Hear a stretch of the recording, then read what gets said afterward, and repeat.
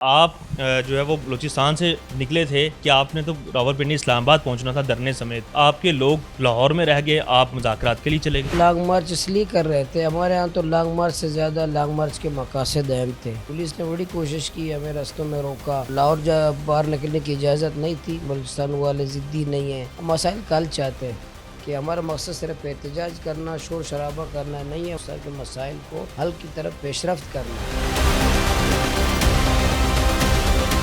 بلوچستان سے مختلف آوازیں جو ہیں وہ اٹھتی رہتی ہیں، چاہے وہ مارنگ بلوچ ہو۔ آپ بھی بلوچستان سے آئے ہیں، مل کر ایک جدوجہد کی طرف جانے کی کوشش نہیں کر رہے؟ اسلام آباد میں بچیاں بیٹی بھی سب کوئی نہیں ہے۔ کل تو میں نے شرط لگایا کہ ہم سے مذاکرات سے پہلے ان سے جا کے مذاکرات کریں۔ چلنے کی ضرورت ہے، نفرتوں کو خاتمے کی ضرورت ہے۔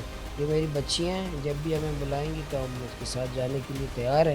السلام علیکم، میں ہوں جابر وقاص اور ہمارے ساتھ موجود ہیں حق دو بلوچستان تحریک کے سرخیل مولانا ہدایت الرحمان، جو کہ بلوچستان سے چلے تھے اور اپنا لانگ مارچ لے کر لاہور پہنچے تھے۔ پھر اس کے بعد یہاں لانگ مارچ کے شرکا نے دھرنا تو پریس کلب کے باہر کے دیا اور خود یہ مذاکرات کے لیے اسلام آباد گئے اور اب واپس آ چکے ہیں۔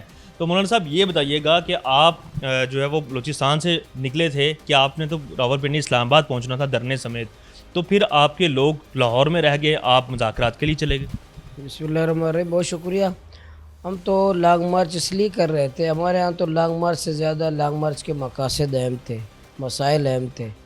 ہم تصادم نہیں چاہتے تھے، ہم فساد نہیں چاہتے تھے، ہم کسی ٹسل نہیں چاہتے تھے حکومت سے نہ پولیس سے۔ پولیس نے بڑی کوشش کی، ہمیں رستوں میں روکا، لاہور میں محبوس معصور رکھا اور لاہور باہر نکلنے کی اجازت نہیں تھی، لیکن ہم ہر کوشش کی کہ ہم ضدی نہیں ہیں، بلوچستان والے ضدی نہیں ہیں، ہم مسائل کا حل چاہتے ہیں۔ تو اس لیے ہم شروع دن سے تھا کہ ہمارے مسائل سنجیدگی سے سنو، ہم سے بات کرو، ہمارے مسائل حل کرو، پیش رفت کرو۔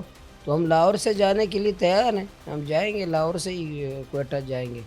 لیکن ہم نے پھر لاہور ہی میں دھرنا دیا، ہم نے کمیٹی بنائی، ہم نے مذاکرات کیے۔ تو ہم یہ چاہ رہے ہیں کہ ہمارے لانگ مارچ اور دھرنے اور احتجاج اور ریلیاں برائے ریلی، لانگ مارچ برائے لانگ مارچ کرنا مقصد نہیں ہے۔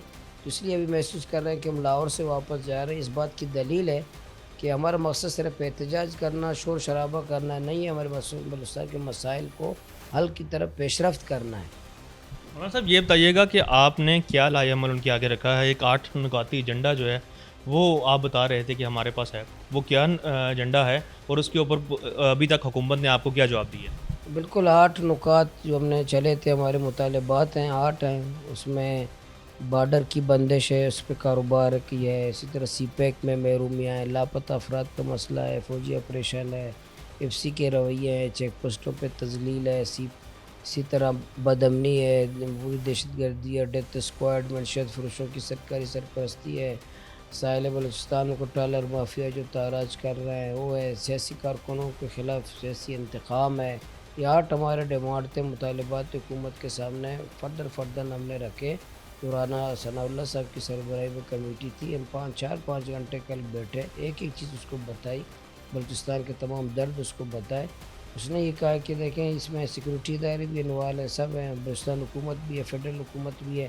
تو وزیر اعظم صاحب نے کہا ہے کہ اس پہ ہم بھی پہلے کام کرنا چاہ رہے تھے، اگر ابھی اس لانگ مارچ کی وجہ سے اگر ہم کام تیز کرتے ہیں اور اچھا ہے تو ایک بڑی کمیٹی بناتے ہیں، اس میں فیڈرل حکومت بھی ہوگا، سیکورٹی ادارے بھی ہوں گے، بلوچستان حکومت بھی ہوگا، بلوچستان کی اپوزیشن پارٹیاں بھی ہوں گی اور ہم بھی ہوں گے، مل کے یہ 8 نکات پہ قلعہ عمل بنائیں گے، پھر اس پہ امپلیمنٹ کریں گے۔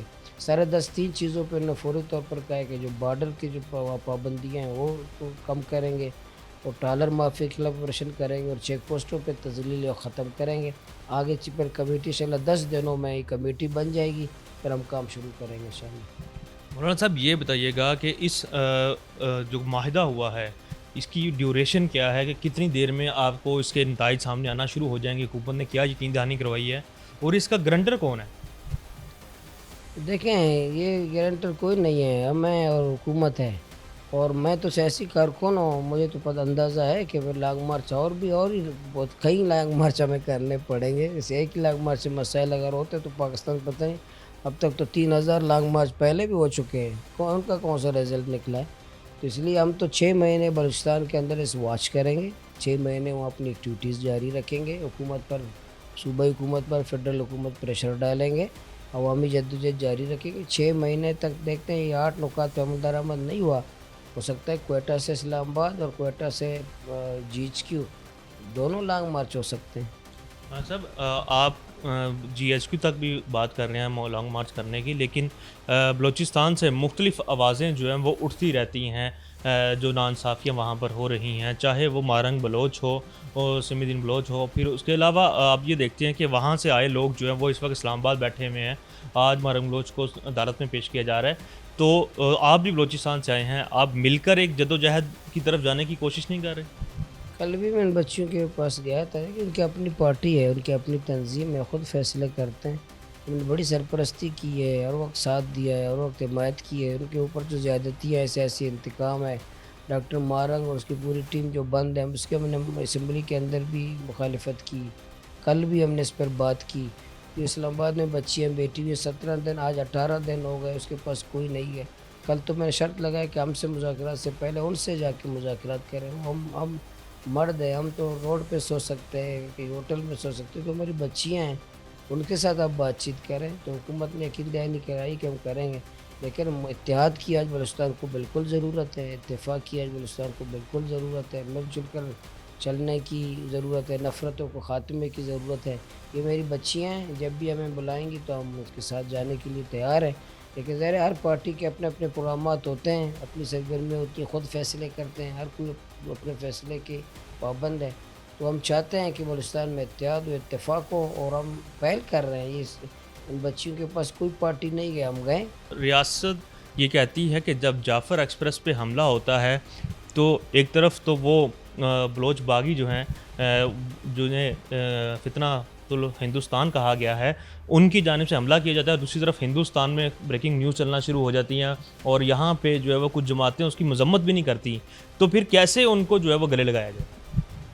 دیکھیں, یہ ریاست جو انتظار میں کون مذمت کرتا ہے کون مذمت نہیں کرتا ہے, ریاست کا ماشاءاللہ یہی نظر ہے.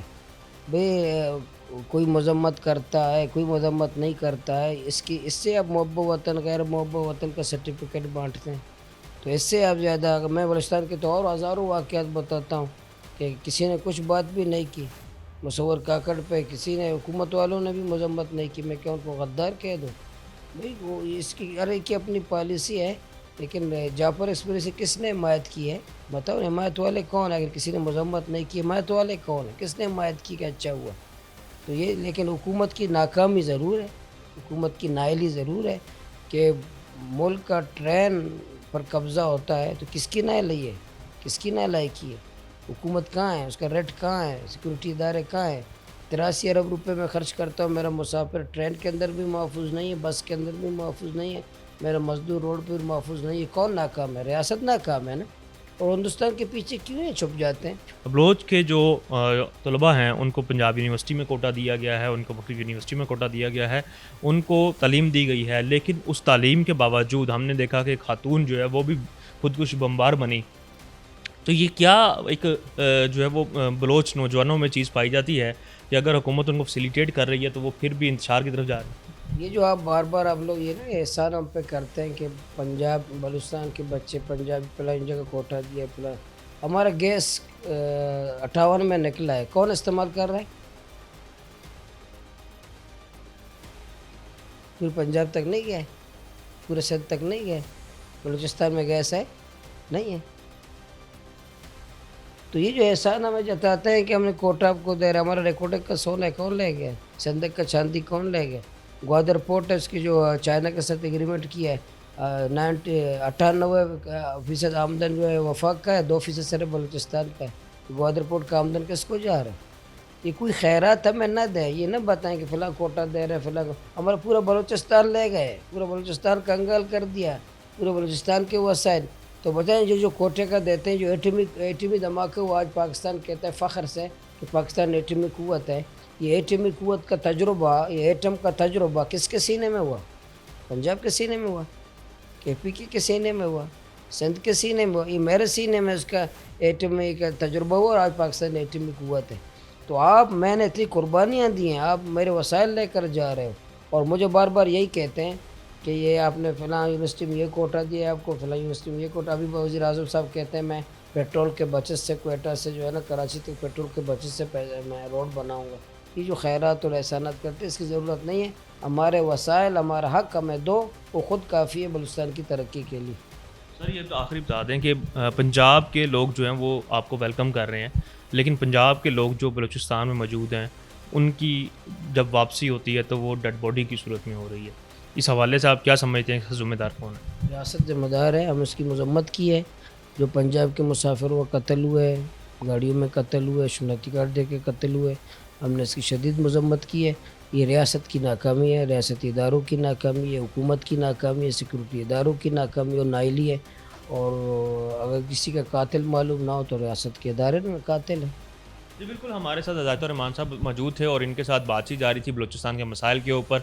और आइंदा आने वाले 6 माह तक जो है वो इनका जो लाएअमल तय हुआ है हुकूमत के साथ वो यही हुआ है कि 6 माह के अंदर अंदर तब्दीली नज़र आएगी। फिर उसके बाद जो है वो एक बार फिर से ये तहरीक भी चलाने का बता रहे हैं और कह रहे हैं कि इस दौरान जो है वो सुबह में इनकी तहरीक चलती रहेगी।